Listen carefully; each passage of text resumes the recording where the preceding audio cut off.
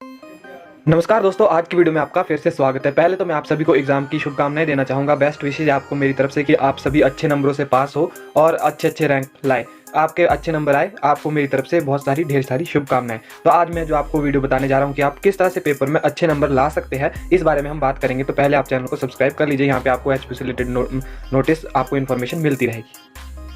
सबसे पहले तो आप ध्यान दीजिए, जब भी आप एग्जाम देने जाते हो, जैसे कि सभी स्टूडेंट्स का रहता है, मैं खुद भी ये प्रिपरेशन करता हूँ कि एक दिन पहले आप या रात को अपना सारा सामान पैक कर लेते हो, पेन पेंसिल जो भी आपके एग्जाम में लगता है, और आप उसको बैग में पैक करके अगले दिन एग्जाम देने चल पड़ते हो। तो ये एक सही चीज़ है, आपको पहले ऐसे ही करना है। साथ में ध्यान दें कि आपका एडमिट कार्ड और आइडेंटिटी कार्ड भी आपके पास होना चाहिए, ताकि आपको एग्जामिनेशन देते हुए कोई भी समस्या का सामना ना करना पड़े, क्योंकि एग्जामिनर यही चेक करने आते हैं बार बार कि आपके पास है, क्योंकि ये आपकी आइडेंटिटी करता है कि आप इसी कॉलेज के स्टूडेंट हो और एचपीयू से पेपर दे रहे हो। तो ये चीज़ आप ध्यान रखें। तो एडमिट कार्ड भी आप यहाँ पे जरूर साथ ले जाएं, ताकि आप अपने पेपर पे ही कंसंट्रेट कर सके, आपको कोई डिस्टर्ब ना कर सके।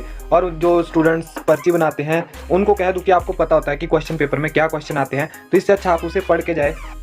चलिए मैं आपको प्रैक्टिकली बता दूं पेपर आपने कैसे करना है। तो मैं जैसे कि हिंदी फर्स्ट ईयर का क्वेश्चन पेपर है ये, तो आप देख सकते हैं ये हिंदी कंपलसरी का प्रयोजन मूलक का पेपर है 101। इसको सॉल्व करना है। जैसे कि आईसीडीएल वालों के लिए 100 नंबर का रहता है और जो रेगुलर वालों के लिए 70 नंबर का रहता है। तो आप पहले ये भी देख लीजिए, फर्स्ट ईयर वाले स्टूडेंट तो जरूर देखें, क्योंकि आपको अगर नहीं है पता पेपर पैटर्न, तो आप इनको देख के भी यहाँ पे तैयारी कर सकते हैं, तो आपके अच्छे नंबर आ जाएंगे। जैसे इसमें पेपर में क्वेश्चन दिए होते हैं, आप उस हिसाब से तैयारी करें, तभी आपको अच्छे नंबर मिल सकते हैं। क्योंकि जैसे ही आपको पहले से पता है कि ये क्वेश्चन इतने नंबर का आएगा, इससे लेके इस पार्ट तक आएगा, तो आप उसमें से कोई एक चीज़ याद कर लो, अगर आ गया तो काफ़ी अच्छी बात है।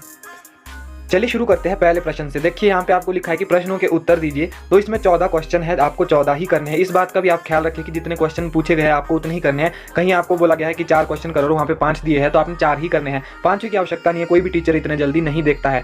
और आपको इसमें सिर्फ एक आंसर देना है। पहला तो आपका 1 नंबर का है, एक आंसर दोगे 1 नंबर आपको मिल जाएगा, सही से करोगे अगर। तो यहाँ पे आपको ये सारी चीज़ें कर लेनी है। यहाँ पे आपको नंबर भी लिखे होते हैं कि 1 नंबर का 14 क्वेश्चन है, तो इसमें 14 आपको नंबर मिल जाएंगे। तो पहला क्वेश्चन आप 14 नंबर ले सकते हो, अगर आप इसको ध्यान से पढ़ोगे। मतलब जिसने डीपली पढ़ा है उसको ये सारी चीज़ें आती होगी।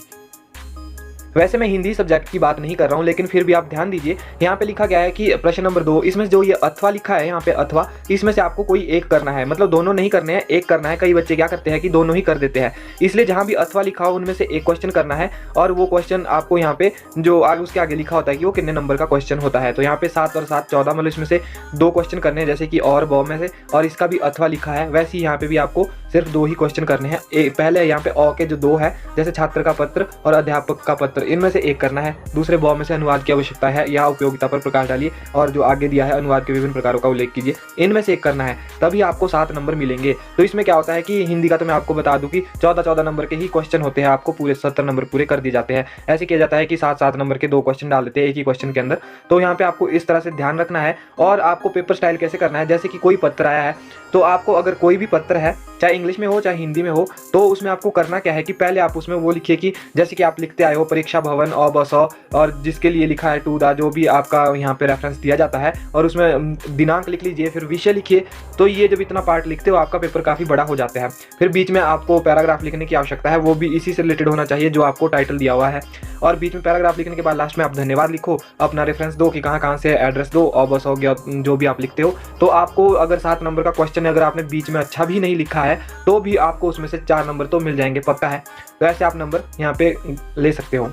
अब जैसे हम मेजर सब्जेक्ट की बात कर लेते हैं कि आपको मान लीजिए कोई क्वेश्चन आया है कि इसका विस्तार पूर्वक वर्णन करें। आपका क्वेश्चन है 5 नंबर का, तो जितने भी 4 नंबर से बड़े क्वेश्चन है, 4 नंबर से बड़े जितने भी क्वेश्चन है, आपको उसमें भूमिका निष्कर्ष लिखना है, कंक्लूजन, और आपको लास्ट में कंक्लूजन लिखना है, इंट्रोडक्शन पहले लिखना है। आपको अगर नहीं आता कि कहाँ से लिखना है, जो आपको उसके बारे में पता लग रहा है आप वही भूमिका में लिखो, और जो उसका भूमिका लिखी है आपने उसको शब्द बदल के आप निष्कर्ष में लिख दो। निष्कर्ष थोड़ा छोटा लिखना, भूमिका 5-6 लाइन की लिख लेना, और बाकी जो आपको बीच के प्रश्न का जो भी आता है उसको पॉइंट में लिखोगे तो ज़्यादा नंबर मिलेंगे।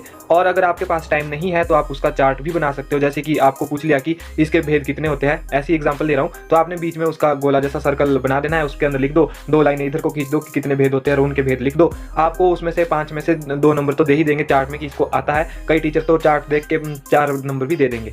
तो ऐसा होता है। अगर आपके पास जैसे कि क्वेश्चन आता है यहाँ पे क्योंकि कई बार ये क्वेश्चन आता है और बच्चे इसमें ही कम मार्क्स लेते हैं। देखिए आपको लिख के आता है यहाँ पे कि जो आपको इतने से इतने शब्दों में इसको लिखना है। जैसे कि वहाँ पे बोल देंगे कि 700 शब्दों में इस प्रश्न को लिखिए, तो आप एक काम तो वैसे नहीं कर सकते कि आप इसको 700 के शब्द को गिनते बैठिए। आपको आइडिया अंदाज़ा लगाना है कि आपको कितनी लाइनें लिखनी चाहिए 700 शब्द में, और आपको ज़्यादा खुला खुला भी नहीं लिखना है और ज़्यादा टाइट भी नहीं लिखना है। इतना लिखना है कि टीचर को समझ आ जाए बस। और उसको आप अगर आप कोई पॉइंट लिखते हो तो उसको अंडरलाइन कीजिए या फिर उसको ब्लैक पेन से लिखिए, ताकि टीचर को पहले वो दिखाई दे, ताकि आपका इंप्रेशन अच्छा जाए, टीचर आपको उसमें ज़्यादा नंबर दे। और पहले आप वही क्वेश्चन कीजिए जो आपको आते हैं, क्योंकि अगर आप पहले ही गलत करोगे तो टीचर सोचेगा कि इसको कुछ नहीं आता, और लास्ट में आपने जो क्वेश्चन अच्छे भी किए होंगे उसमें भी वो आपको कम मार्क्स देगा।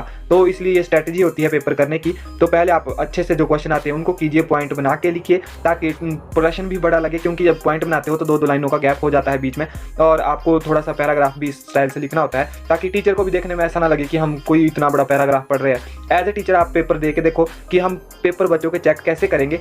जैसे ही आप दूसरों से एक्सपेक्ट करते हो वैसे ही आप पेपर दीजिए, आपके नंबर बहुत ज़्यादा आएंगे, ये आप मेरे से गारंटी लीजिए। तो आई होप आपको वीडियो पसंद आया होगा, काफ़ी लंबी होगी ये वीडियो। Thanks for watching.